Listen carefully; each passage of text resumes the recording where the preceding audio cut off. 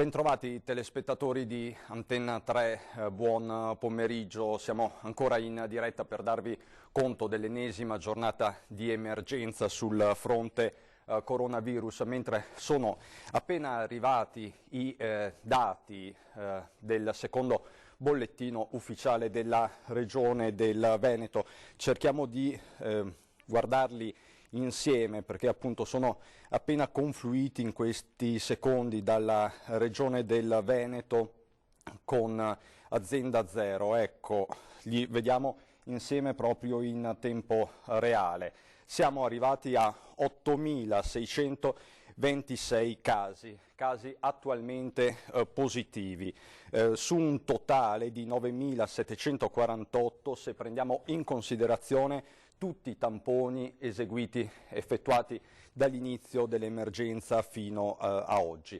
Questo il dato aggiornato al minuto secondo, quando in Veneto sono 20.275 i soggetti in isolamento domiciliare perché affetti da Covid-19 o perché entrati in contatto con soggetti contagiati. Questo è il dato complessivo. Per quanto concerne invece i decessi, nelle ultime 12 ore, diciamo tra le 8 di questa mattina e le 17 di oggi, si sono registrati a livello ospedaliero 16 decessi nei vari ospedali del Veneto. Dopo entreremo nel dettaglio dei dati. Un altro dato importante, perché sta segnando per certi versi un trend, è quello delle terapie intensive, dei posti letto. I posti letto occupati sono 348, cerco di allargare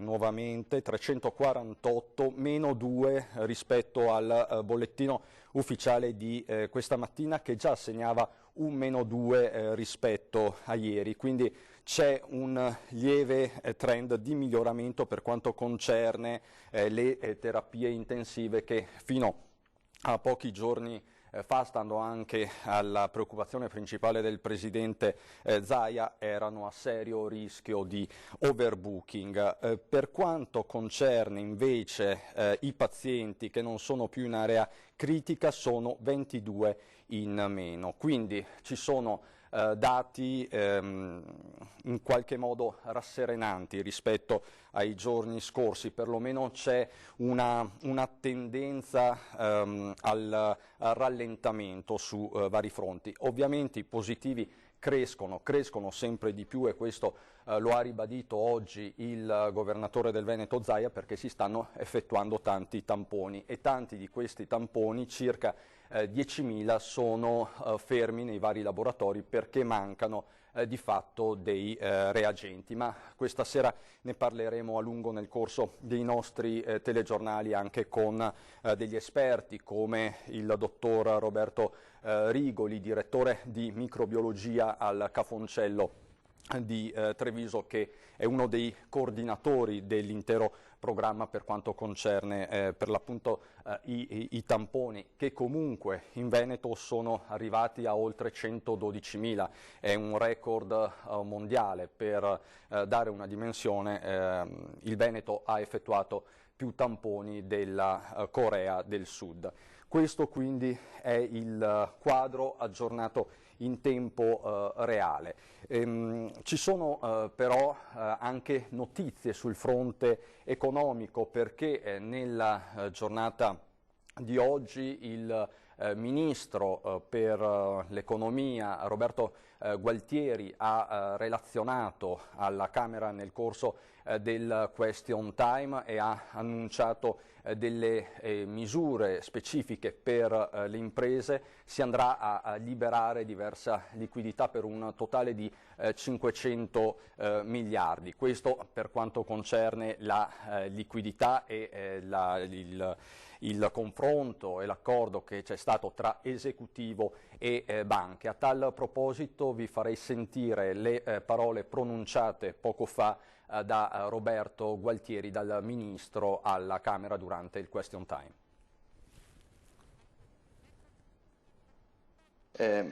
Il Governo è al lavoro per rafforzare ulteriormente le misure già prese a sostegno della liquidità per le imprese e le famiglie e, come anche oggi abbiamo avuto modo di dire nel confronto con i leader dell'opposizione e con le forze di maggioranza, intendiamo presentare quanto prima una misura volta a rafforzare ulteriormente il sistema delle garanzie dello Stato ai prestiti alle imprese, per rafforzare ulteriormente le misure già prese e arrivare complessivamente a interventi analoghi se non superiori a quelli presi da altri Paesi europei.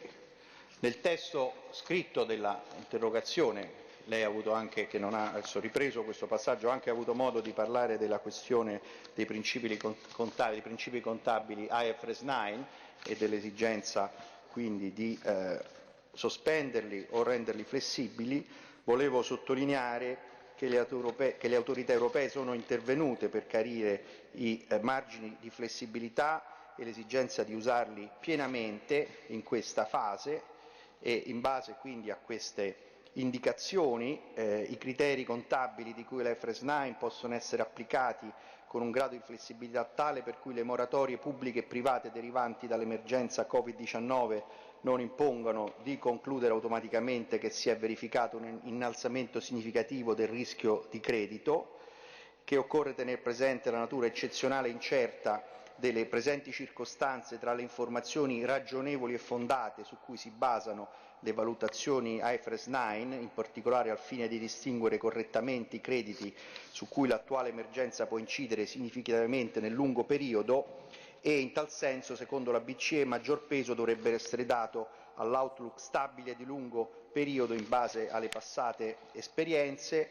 ai fini dell'identificazione del criterio expected credit losses. Fattori di mitigazione, quasi l'esistenza di garanzie anche pubbliche, dovrebbero essere considerati, e noi appunto le abbiamo concesse e ne concederemo ancora maggiori, e le autorità competenti sono tenute a considerare le presenti circostanze nell'autorizzazione all'applicazione di disposizioni transitorie sull'IFRS 9 ai fini della regolamentazione bancaria, in particolare la CRR. Ci sono altri elementi ulteriori che quindi vanno esattamente nella direzione indicata dai proponenti della interrogazione, di avere una massima flessibilizzazione per evitare alcun impatto prociclico dei criteri contabili IFRS 9 nella presente situazione. Grazie. Il tema quindi, lo avete sentito, è quello delle garanzie bancarie. Questo è l'accordo raggiunto tra istituti bancari ed esecutivo. Ieri ce lo aveva preannunciato anche il sottosegretario all'interno Achille Variati. Oggi però, nel corso della nostra diretta, Nicola Zanetti è entrato nel vivo della questione con il sottosegretario all'economia Pierpaolo Baretta, che ha dettato tempistiche precise anche per il nuovo decreto, il decreto cosiddetto aprile, che sarà approvato dal governo entro Pasqua, con delle misure nuove sempre a sostegno delle imprese. Ma sentiamo Baretta. Noi pensiamo di fare il decreto prima di Pasqua, quindi dare il cosiddetto decreto aprile. Stiamo provando a stringere i tempi per poterlo fare la settimana di Pasqua, in maniera tale che ci siano queste risposte in tempi brevi. Nel merito, da un lato, come è stato già anticipato, noi riconfermeremo tutti i provvedimenti del decreto di marzo, aumentandoli, migliorandoli. Per esempio, è chiaro che allungheremo la cassa integrazione, decideremo poi di quante settimane, anche tenendo conto dell'andamento della parte sanitaria, ma non c'è dubbio che oltre alle 9 settimane c'è un allargamento della platea, ma anche un aumento del tempo di utilizzo. Confermiamo il bonus per gli autonomi e le partite IVA, con l'intenzione, come lei ha ricordato poco fa, di incrementare questa cifra.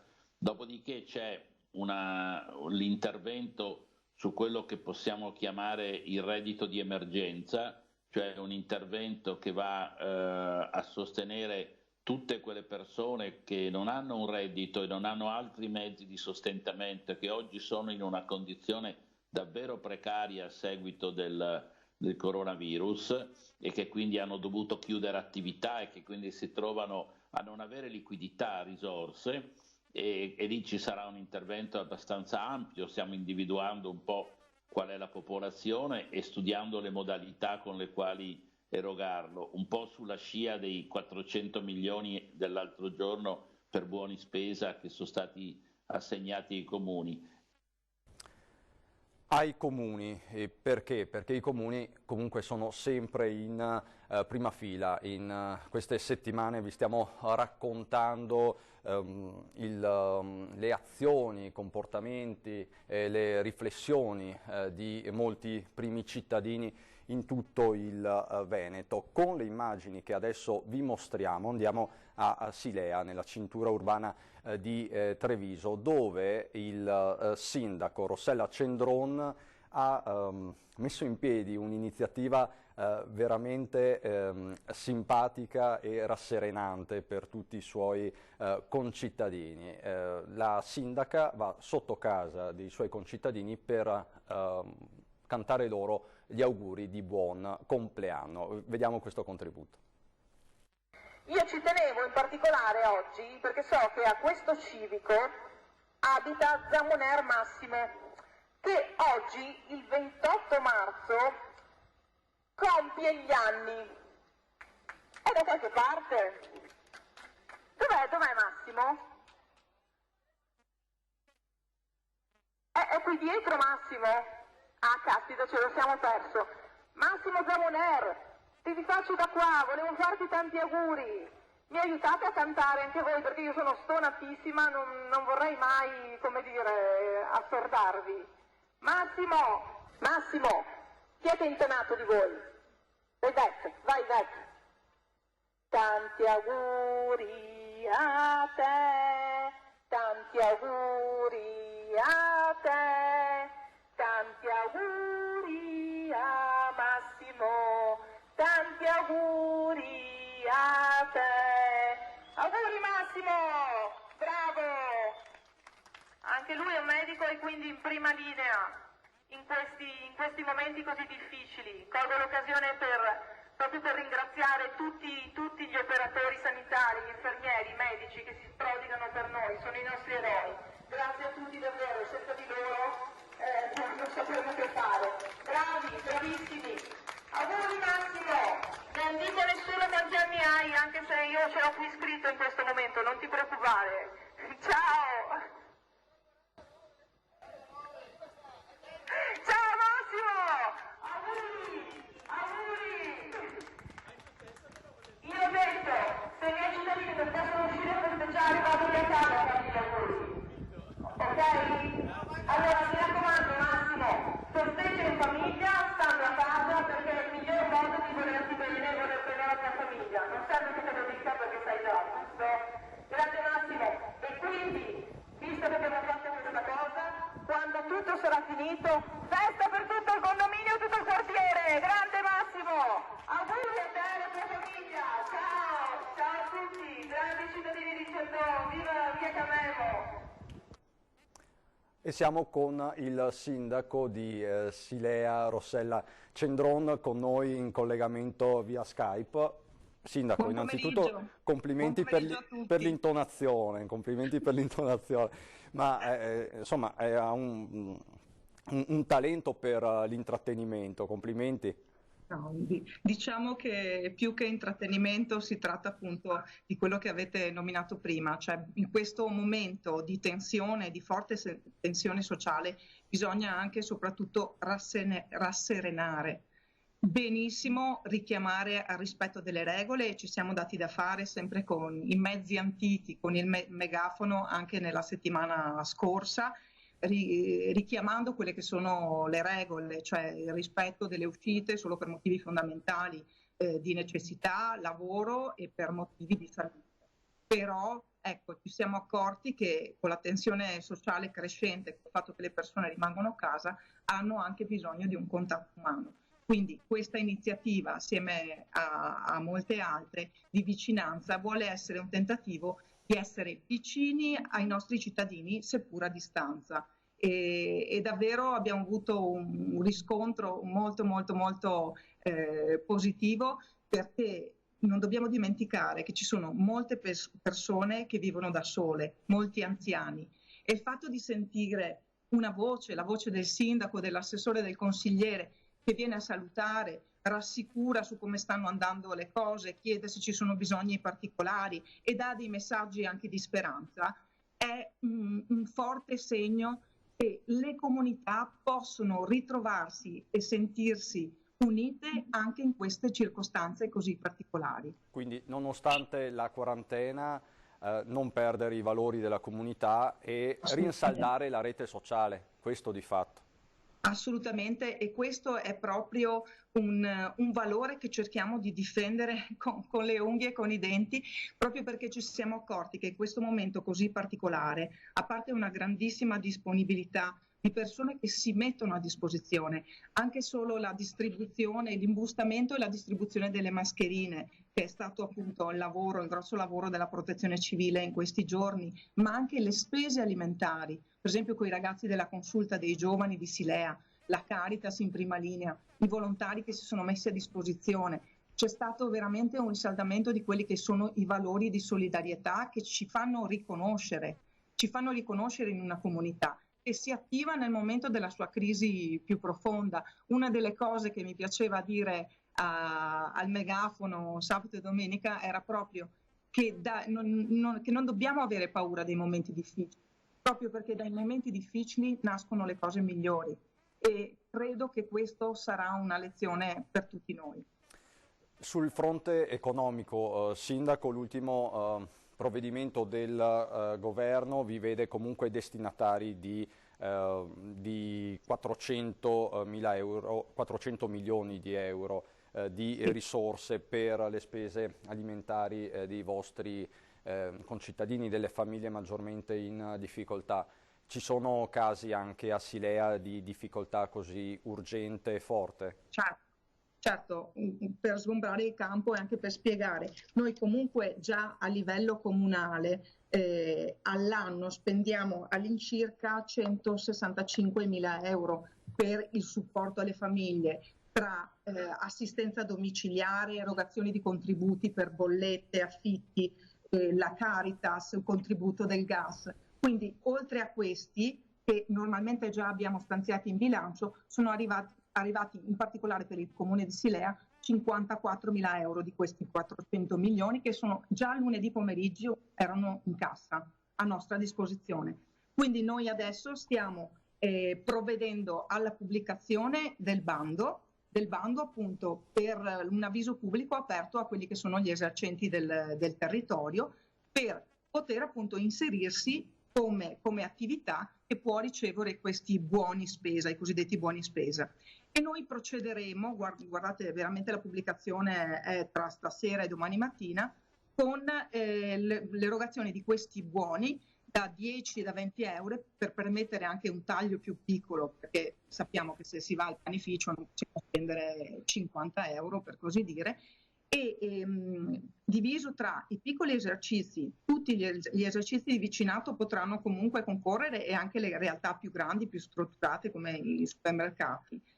E funzionerà un po' come la cedola libraria, ovvero noi rilasceremo alla famiglia sulla base di un'autodichiarazione che è stata concordata con tutti i comuni veneti sulla base delle linee guida dell'ANCI, e quindi ringrazio anche l'ANCI Veneto per il lavoro che sta facendo per creare omogeneità nei criteri e per darci degli strumenti comuni, perché ricordo che appunto ogni comune è comunque libero di procedere con la spesa, però ecco, tra noi sindaci si è creata in questo periodo una grandissima coesione anche per dare criteri omogenei ai nostri cittadini di accesso a quelli che possono essere servizi, contributi e attività.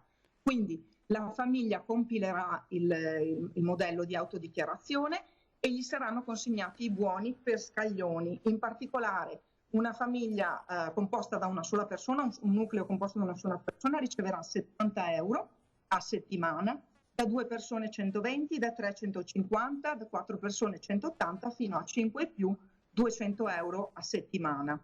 E questi poi saranno consegnati direttamente all'esercizio che si convenziona con il comune, e dopo un tot periodo, magari una volta al mese, questo rendiconta le cedole, i buoni al comune e sarà rimborsato. Quindi questo è il sistema di funzionamento.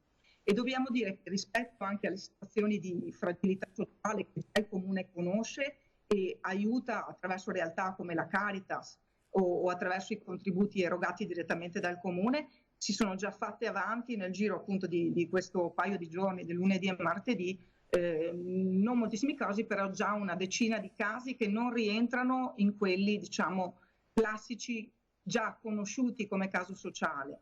E specialmente appunto i casi che si evidenziano sono i lavoratori autonomi che in questo momento non possono esercitare, non possono lavorare, anche situazioni in cui ci sono colf che lavorano a nero, perché bisogna dirselo che ci sono anche realtà sommerse che in questo momento emergono proprio perché non possono avere accesso al reddito.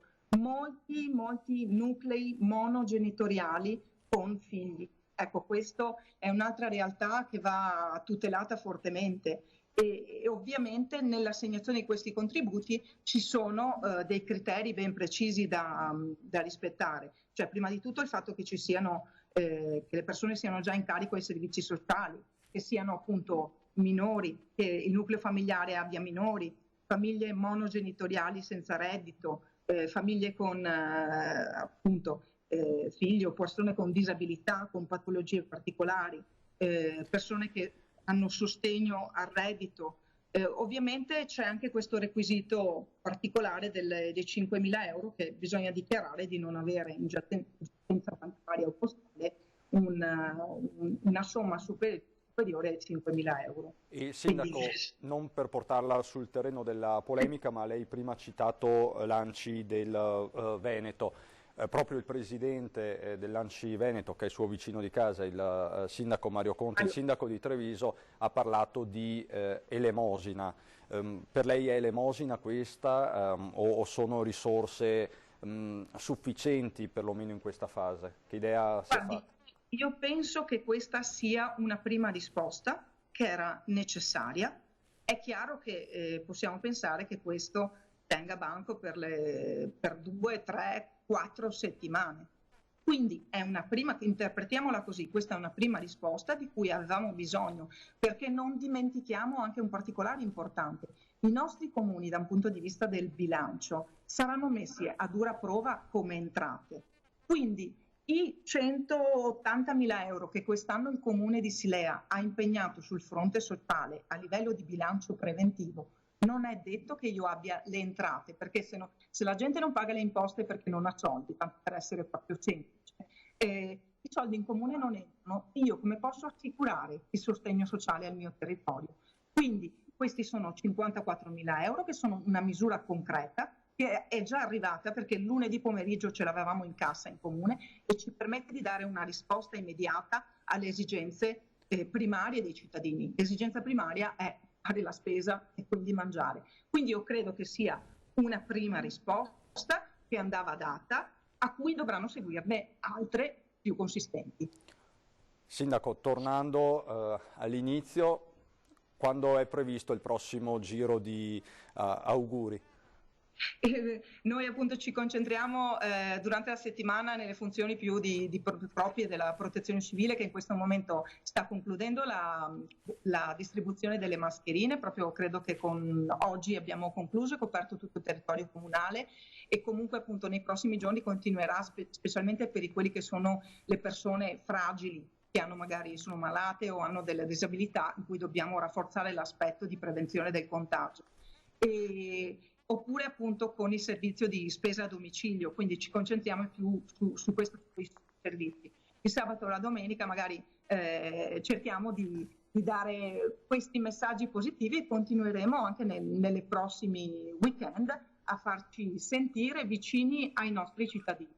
E quindi siamo pronti a impegnarci in prima persona. Io volevo anche approfittare per ringraziare i miei assessori, i miei consiglieri, che veramente sono una fucina di idee. E veramente quello che è importante adesso, soprattutto per rispettare chi in questo momento sta facendo il lavoro al fronte, che sono i medici, gli operatori sanitari, le infermiere, ma anche le forze di polizia, ma anche i commercianti.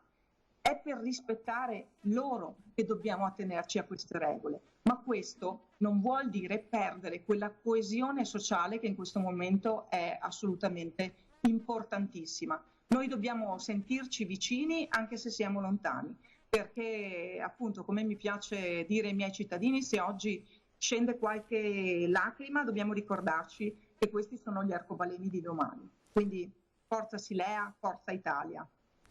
Sindaco, grazie mille. Le chiedo solo qual è la canzone che mette più allegria, perché vedo che lei seleziona anche dei brani particolari. Le chiedo solo questo, un titolo.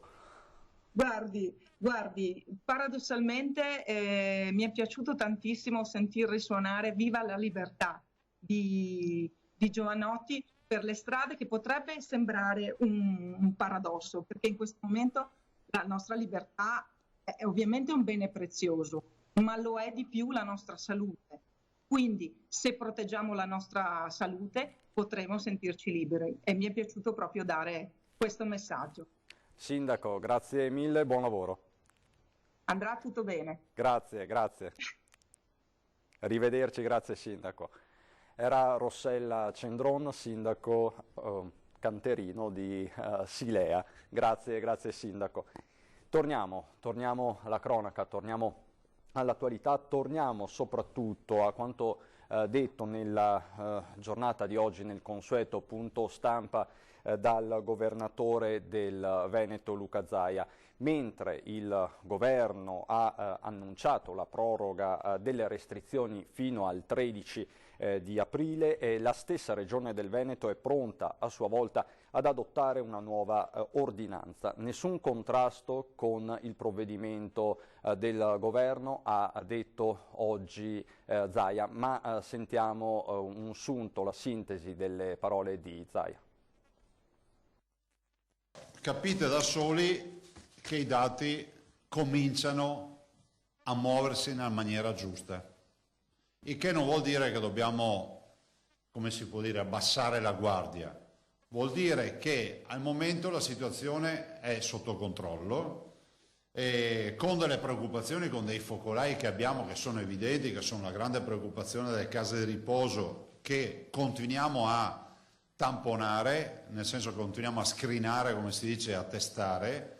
Sono arrivati stamattina fra l'altro anche i kit rapidi, quindi i test anticorpali, che non sono la stessa cosa dei tamponi, ma possono essere sicuramente validi per degli screening in condizioni nelle quali comunque ci possono essere soggetti sintomatici almeno da 5 giorni, e comunque ci saranno anche per testare eventuali reazioni anticorpali postume. Detto questo, case di riposo, la situazione del Veneto che stiamo seguendo, di certo non siamo nelle giornate nelle quali avevamo 18-20 persone al mattino e 18-20 persone alla sera che entravano in terapia intensiva. Siamo pronti a tutto, anche al peggio. Abbiamo allestito le 825 terapie intensive, ne stiamo allestendo altre. Crediamo che comunque non bisogna, sia assolutamente certo che non si debba abbassare la guardia. Oggi è un dato che comincia a essere positivo, ma un dato da solo non dà una tendenza. Un dato da solo, lo dico ai cittadini che sono a casa, non dà una tendenza. Perché abbiamo questa situazione? Perché la prima cura contro il coronavirus sono i veneti. I veneti sono stati bravi, sono stati eccezionali. Ho appena sentito anche un quarto d'ora fa il ministro Speranza, con il quale parlavamo della situazione del Veneto. C'è notizia ormai che loro faranno ovviamente il nuovo DPCM, il nuovo provvedimento. Noi confermiamo che appena sarà uscito, pur avendo, come si dice, una base giuridica decisamente complessa, ma comunque abbiamo già preparato e scritto un'ordinanza restrittiva per confermare le misure in essere e anche per alcune novità. Siamo convinti che se riusciamo a tenere, se riusciamo ancora a soffrire un attimo, considerate che il governo ha già annunciato anche in Parlamento che vuole prorogare di fatto le misure ancora, e se noi riusciamo a ottenere, ieri ho ringraziato i ragazzi e li ringrazio per tutti i messaggi che mi hanno mandato, io penso che la forza di questa battaglia contro il coronavirus siano i ragazzi, gli studenti, gli adolescenti, tutti coloro che sono a casa a soffrire più di tutti, e sarà una medaglia che i giovani si metteranno al petto di dire: ma io ho fatto la battaglia contro il coronavirus. Nel frattempo andiamo avanti, come vi ho detto, sempre con i tamponi. Oggi la nostra capacità di tamponi e quindi di politica di isolamento è di circa 11.000 tamponi al giorno. Il nostro benchmark è 20.000, però abbiamo il grande fattore limitante dei reagenti. Forse una buona notizia c'è, perché oggi, parlando con il dottor Rigoli, che è il coordinatore ci fa da coordinatore con le microbiologie, oggi ci ha detto che forse il brodo ha preso forma, nel senso che il reagente prende forma e quindi potremmo avere qualcosa di fatto in casa. I test rapidi che sono arrivati e stanno arrivando, vi ricordo che abbiamo comprato 700.000 test rapidi e questi ovviamente ci serviranno per fare, secondo un protocollo, screening su dipendenti ovviamente associati ai tamponi e case di riposo principalmente, tutti coloro che sono a casa che entro 5 giorni debbono avere il test. E noi dobbiamo avere i 2 tamponi negativi per chiudere la partita col sintomatico. Infine c'è il test sierologico, quindi prelievo del sangue, Università di Padova, professor Plebani, Università di Verona, professor Lippi, che è la frontiera più avanzata. Anche lì siamo pronti con la fase sperimentale, ma mi dicevano che abbiamo acquistato 100.000 kit per farlo veramente su vasta scala, e questo lo presenteremo quando appunto si sarà affinato. In generale la situazione è una situazione complicata. Sicuramente, come vi ho detto alla fine della scorsa settimana, all'inizio di questa è una settimana cruciale. Questa settimana ci dà una direzione. Noi non possiamo abbassare la guardia. Qualcuno potrebbe dire: ma se c'è qualche dato positivo basta? No, non basta proprio. Il che non vuol dire che dovremmo restare chiusi in casa per i prossimi mesi, ma vi dico che dovremmo avere le attenzioni maggiori in questo breve periodo. Non posso non citarvi, lo si legge sulla stampa straniera, immagino che ormai sia anche, come si può dire, notizia nazionale, sulla stampa nazionale io non ho letto, l'ho letto sulla stampa straniera, il caso Hong Kong. Hong Kong fa la quarantena, la fa severa, libera dalla quarantena i cittadini di Hong Kong e si ritrova a dover rifare la quarantena per la troppa velocità nel aprire, e soprattutto io aggiungerei nell'aprire senza un criterio, perché comunque noi non possiamo pensare a ripartire da zero con un nuovo processo, cioè questo è quello che vogliamo evitare. Una volta che si apre punto e basta. E quindi dovremo anche, e ci stiamo già ragionando, stabilire delle regole per come eventualmente riaprire, ma non sono cose che si discutono ovviamente questi giorni e decisamente non prima di Pasqua. E Avigan è uno dei prodotti che stiamo per testare, non so in italiano si dovrebbe dire più esattamente, siamo in procinto di testare. Voi sapete che AIFA ha approvato il protocollo di sperimentazione. Noi siamo stati i promotori di Avigan, no? Voi sapete che hanno detto: Zaia guarda i social e adesso decidono i social. No, decide AIFA, che ha deciso di fare la sperimentazione, che è la realtà che valida tutte le sperimentazioni. Noi stiamo già sperimentando altri 6 farmaci. Però guardate, è talmente una monata sta storia dell'Avigan che in Giappone, ve lo dico, lo troverete in pagina domani o dopodomani sulla stampa nazionale, hanno iniziato la somministrazione a tutti i giapponesi. Quindi Avigan lì lo stanno somministrando. Quindi dico, perché non sperimentarlo? Noi siamo i primi candidati a sperimentarlo, spero che ci arrivi quanto prima il prodotto dalla Fuji, che è l'azienda che è titolare di Avigan, e in maniera tale che si possa testare. Ora, passeggiate, funziona così: nei 200 metri, entro i 200 metri da casa si può uscire, ovviamente evitando di radunare tutto il contado o i parenti e fare una partita di calcio. Si va in solitaria con il bimbo eccetera, senza fare assembramenti, entro 200 metri da casa, che sono 263 passi. In Veneto funziona così, e ringrazio i veneti e per primi i ragazzi perché la stanno rispettando. E i dati li vedo qui, ragazzi, i dati io li vedo sui dati delle terapie intensive e dei ricoveri. Oggi il primo giorno con meno 14 ricoveri. Se qualcuno deve andare al bancomat, che è un motivo indifferibile perché se resti senza soldi, o devi andare a fare la spesa, o devi andare a fare qualcos'altro che va oltre i 200 metri e c'è il bimbo a casa che nessuno te lo tiene, te lo porti dietro, punto.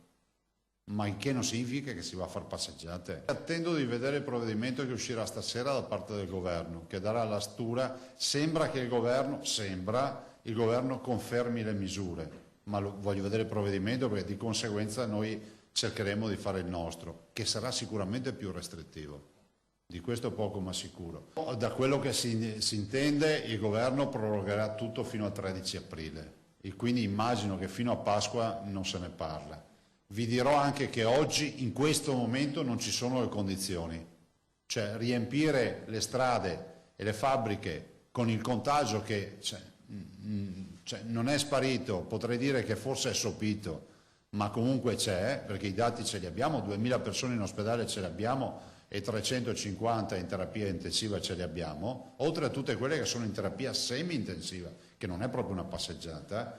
Io penso che noi dobbiamo intanto fare in modo che si vada a cementificare bene come si può dire, la diga rispetto al virus, per evitare il caso Hong Kong.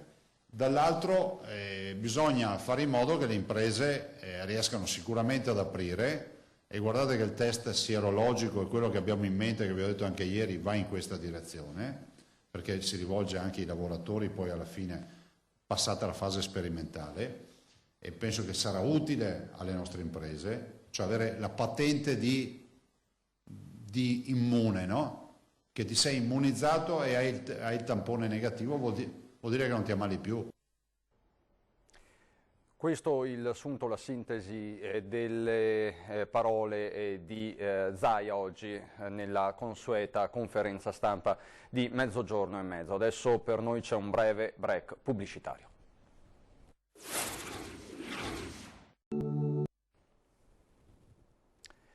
Di nuovo insieme per parlare adesso di teatro, di spettacolo. In queste settimane ovviamente tutto si è fermato anche sul fronte dell'intrattenimento, perlomeno si è fermato dal punto di vista fisico, ma ci sono delle iniziative molto valide che consentono di assistere a grandi spettacoli di teatro restando comodamente sul divano di casa, sul sofà di casa. Proprio questo è uno dei titoli di una rassegna portata avanti dal Teatro Stabile del Veneto. Ringrazio per essere con noi il presidente del Teatro Stabile del Veneto, Giampiero Beltotto. Buonasera Presidente. Buonasera, sono io che ringrazio voi, siete veramente deliziosi, che ogni settimana ci fate dire almeno una volta il nostro programma. Ecco, ce lo dica quindi, so che ci sono diverse, ho qui la locandina dei nuovi appuntamenti, ma vorrei che fosse lei a preannunciarceli. Prego. Beh, intanto diciamolo che siamo su streaming e quindi che ci possono trovare diciamo attraverso i social consueti che ciascuno di voi utilizza. E diciamo anche, perché mi sembra importante, che in questi giorni abbiamo fatto quasi 30.000 persone raggiunte. Guardate, siccome stiamo parlando di teatro, che generalmente insomma non fa grandi numeri, quando diciamo 30.000 persone raggiunte per il teatro diciamo un numero stratosferico, è come la distanza da qui alla Luna. Noi abbiamo una serie di appuntamenti che si chiamano una stagione sul sofà. Come dicevi tu prima, rimanendo comodamente seduti, andate a teatro. La rassegna che sta avendo il maggiore successo è quella dedicata alle famiglie e ai ragazzi, ai bambini, ai ragazzi e ai bambini. Quasi 18.000 persone che si sono collegate. E poi abbiamo avuto 3 spettacoli nel corso del precedente weekend, li replicheremo, insomma andremo con altri spettacoli in questo weekend che sono, leggo perché se no non me li ricordo, Tempo di Chat venerdì, Il malato immaginario sabato e Play Strindberg di Dürrenmatt domenica. Poi mi raccomandano di dire che Treviso. A Treviso noi facciamo anche la stagione musicale, partiranno presto degli appuntamenti dedicati ai nostri più fedeli ospiti, che sono quelli della musica, e tra questi il concerto di Radio Veneto 1 dedicato a Tchaikovsky. Guardate, Tchaikovsky è uno che vi tira sul morale anche durante le clausure più dure. Quindi dobbiamo affidarci alla grande, diciamo così, al grande teatro per fronteggiare questi giorni di dura quarantena. Guarda, non esiste grande e piccolo teatro, esiste il teatro è tutto bello, è come il cinema è tutto bello, poi ci sono dei film più o meno riusciti, poi ci sono degli spettacoli teatrali più o meno riusciti, ci sono degli attori che sono più o meno bravi, ci sono dei registi che sono più o meno creativi, ma è tutto bello. Se uno si lascia andare alla fine un'ora, se la gode veramente bene e insomma non mettendo all'ammasso quel po' di materia cerebrale che ci è rimasta. Tra l'altro, Presidente, vedo dalla locandina che lei continua a leggere le fiabe e le favole della tradizione accanto al Sindaco Mario Conte, all'Assessore Lavinia Colonna Preti e ad altri, insomma, come va questa esperienza? No, non è che continua, io ne ho letta una, giusto per, diciamo, per rompere il ghiaccio. Ho letto La Teiera, che è una bella favola, un classicissimo, diciamo così.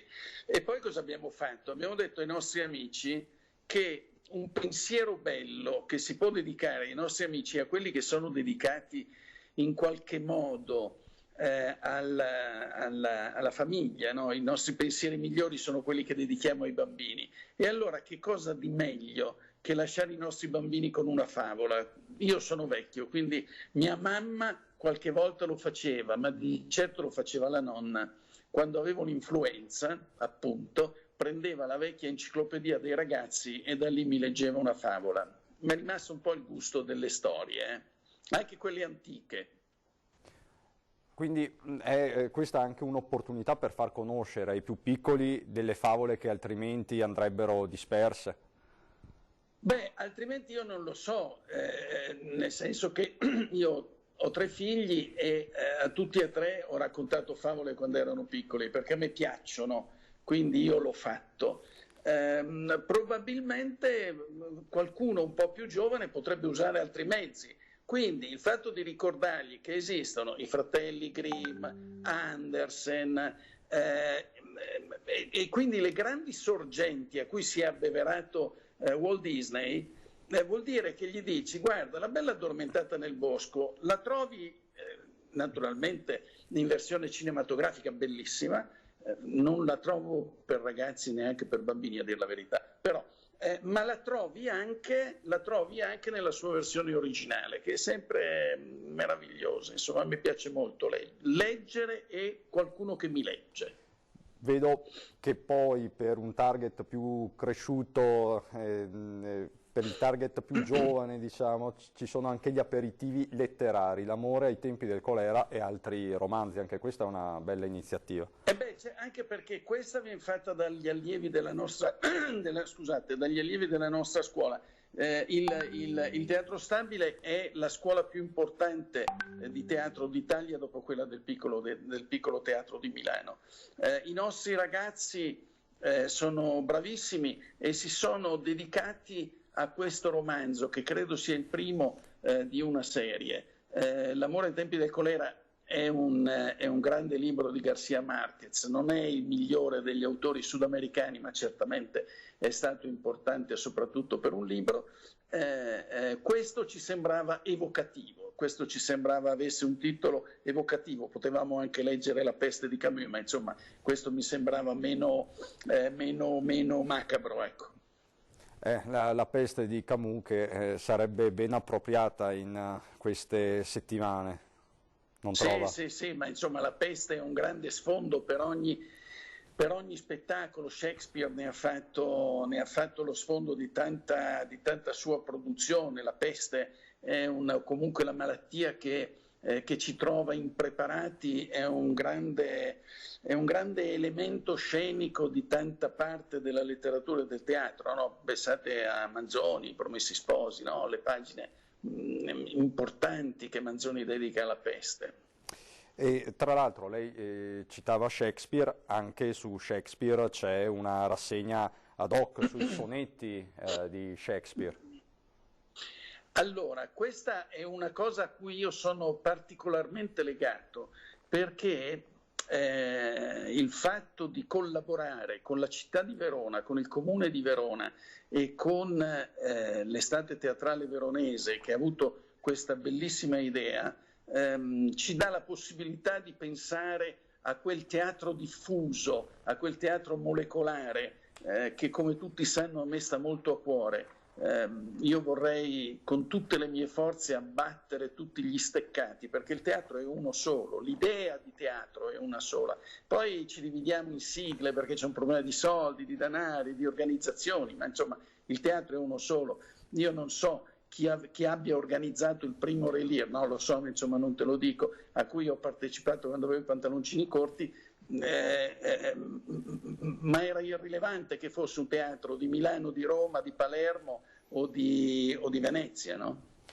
Lei oggi, Presidente, è entrato anche nella cronaca e nell'attualità durante il consueto punto stampa del Presidente Zaia. Che bella domanda che mi fai, non me l'aspettavo. Su questo Eracleonte da Gela. Ecco, sì. Ma vogliamo un attimo contestualizzare la cosa. Beh, intanto diciamo la cronaca, no? Com'è andata. Io ricevo da un mio amico medico un poemetto che trovo bellissimo, e siccome sento di avere, come ho detto l'altra volta proprio da voi, un debito di gratitudine nei confronti del Presidente Zaia, che in questi giorni davvero, al di là di quello che si possa pensare di parti politiche, di partiti, di impicci e di politica, in questi giorni davvero è al fronte tutti i giorni dalla mattina alla sera. Allora così gli ho detto: guarda, a me è piaciuto, guardalo anche tu, magari ti solleva per i 2, 3, 4 minuti della lettura. E evidentemente gli è piaciuto, tant'è che il giorno dopo lo ha riproposto, come io gliel'ho mandato e come io l'avevo ricevuto, con questa attribuzione a tale Eracleonte da Gela. Con ogni evidenza non ho verificato, perché non si trattava di fare un seminario universitario per decidere chi fosse Omero, la questione omerica, o se Shakespeare fosse davvero esistito e si chiamasse davvero Guglielmo.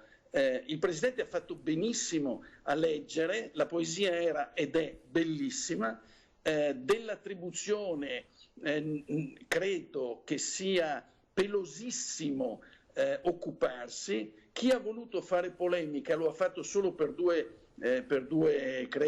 motivi: o perché la mattina si era svegliato molto male e il marito o la moglie gli aveva fatto un caffè molto acido, o perché voleva far polemica e buttarla in caciara, come si suol dire. quella poesiola, insomma, quel poemetto rimane bellissimo, rimane adattissimo ai nostri giorni. Sono veramente orgoglioso di avere potuto in qualche modo alleviare e divertire forse il Presidente della Regione così impegnato. Credo che lui abbia avuto lo stesso mio sentimento quando lo ha riproposto ai giornalisti. Credo che abbia fatto bene e credo che ogni polemica su una vicenda di questo tipo sia destinata, come dire, ad usi più consoni, non so, per esempio gettandola via. No, non è che dobbiamo tenere tutto, qualche cosa si può anche buttare via, sei d'accordo con me? Cioè, quando stiamo parlando di polemiche che vengono create da un sito che si chiama bufale.it, è il sito stesso una bufala, no? Quindi buttiamo via, ragazzi, non tenete tutto, non trattenete tutto, come diceva San Paolo, che peraltro ha almeno 3 o 4 lettere che non sono attribuibili a lui. Come diceva il vecchio San Paolo, guardate tutto ma trattenete solo ciò che è buono. Presidente, grazie mille, ci vediamo per il momento solo virtualmente a teatro, sperando di vederci fisicamente il prima possibile. Grazie davvero. Grazie a voi, ogni secondo che dedicate al teatro è un secondo speso bene. Grazie, buona serata, buon lavoro, grazie. Grazie quindi a Giampiero Beltotto, Presidente del Teatro Stabile del Veneto. È tutto per questa edizione straordinaria. Dopo la pubblicità il telegiornale regionale del Veneto. Buon proseguimento.